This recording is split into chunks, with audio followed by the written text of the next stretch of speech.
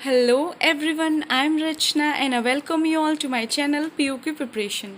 तो आज POQ Preparation में मैं आपके साथ शेयर करने जा रही हूँ self given exam analysis of RRB clerk, जो कि आज था 8/8/2021 थर्ड शिफ्ट में, दैट इज़ 12 बजे वाली शिफ्ट में। ठीक है, तो कैसा मेरा एग्ज़ाम रहा, कितना मैंने अटैम्प्ट्स किया, लेवल ऑफ क्वेश्चन, कितने क्वेश्चंस थे, क्या पैटर्न था, तो सब इस वीडियो में मैं डिस्कस करूँगी। तो आप वीडियो में एंड तक बने रहिएगा। ओके, तो मेरा एग्ज़ाम था 12 बजे रिपोर्टिंग टाइम था, 1 बजे एग्ज़ाम स्टार्ट हुआ था। ठीक है, तो फिर फर्स्ट अटैम्प्ट किया था मैंने रीजनिंग का। ओके, रीजनिंग में टोटल थे 40 क्वेश्चंस। ठीक है, 40 में से सबसे पहले आए थे 5 इनइक्वालिटीज़। ठीक है, 5 इनइक्वालिटीज़ आए थे, तो वो मैंने पाँचों कर लिए।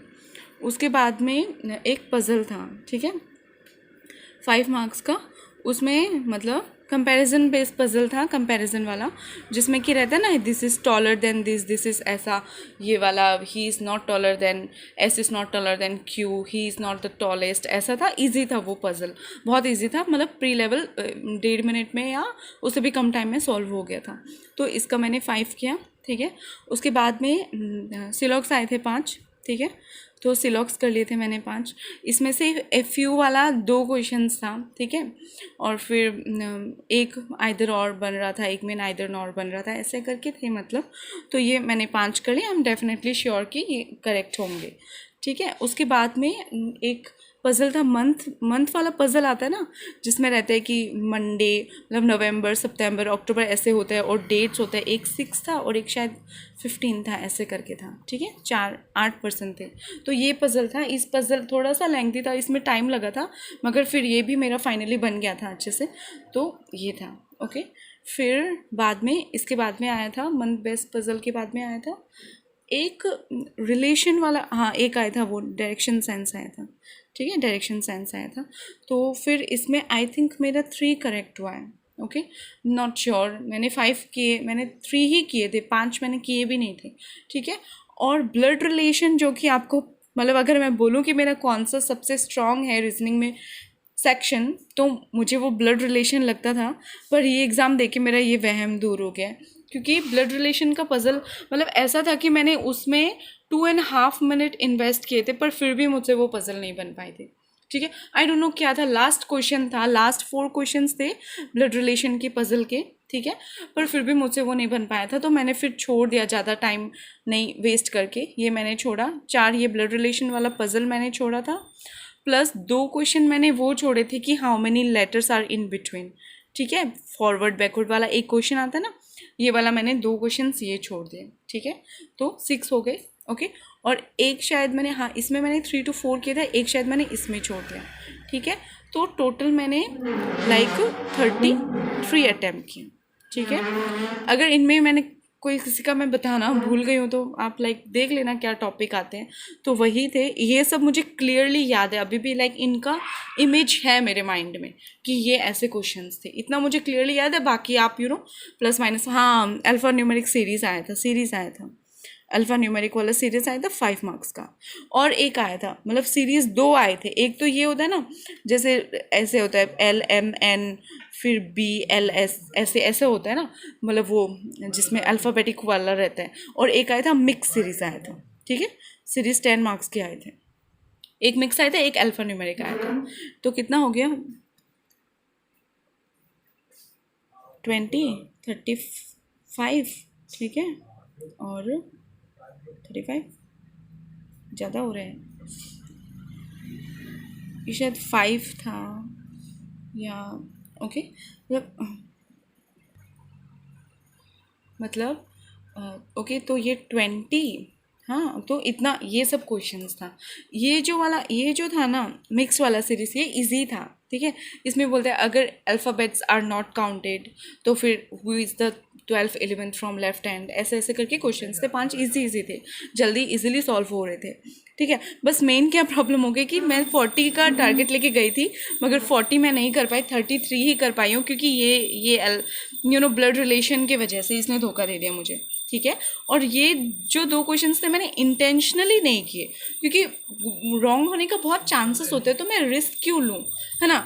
मेरा जो एक हार्ड अर्न नंबर है वो भी चला जाएगा, तो क्यों मैं रिस्क लूँ, इसीलिए मैंने ये नहीं किया। कोई बात नहीं, नंबर ऑफ अटेम्प्ट्स मैटर नहीं करते, आपकी एक्यूरेसी मैटर करती है, ये मेरा मानना है, ठीक है। तो ये रीजनिंग का पेपर था। अब हम डिस्कस करते हैं क्वांट्स के बारे में। तो क्वांट्स में 40 मार्क्स होता है।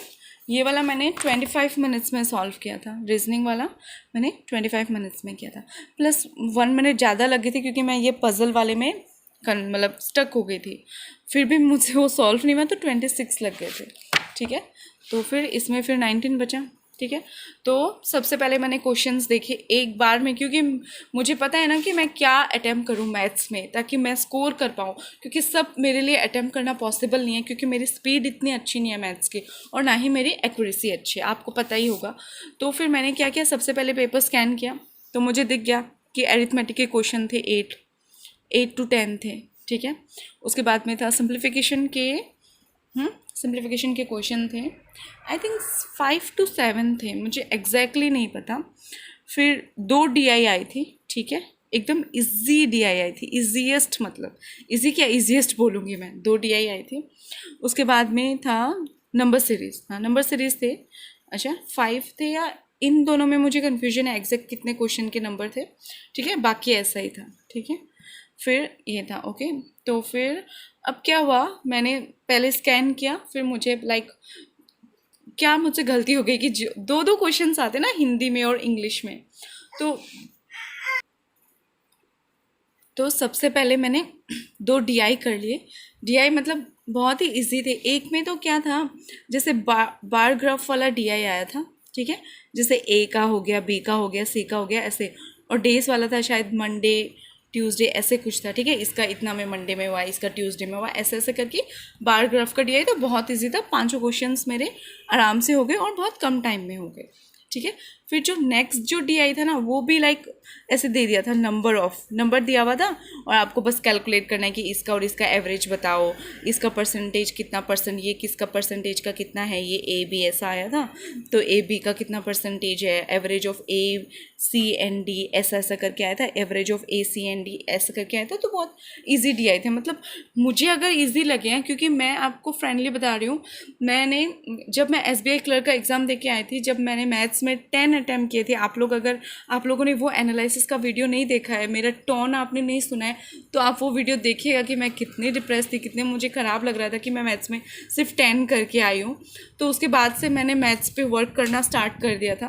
तो मुझे लगा कि अरिथमेटिक मैं इतना अच्छे से नहीं कर पाऊँगी, क्योंकि मैं इतनी स्ट्रॉन्ग नहीं हूँ मैथ्स में, और मेरा बेस ही स्ट्रॉन्ग नहीं है, और वो सिर्फ 1 महीने में स्ट्रॉन्ग नहीं हो पाएगा।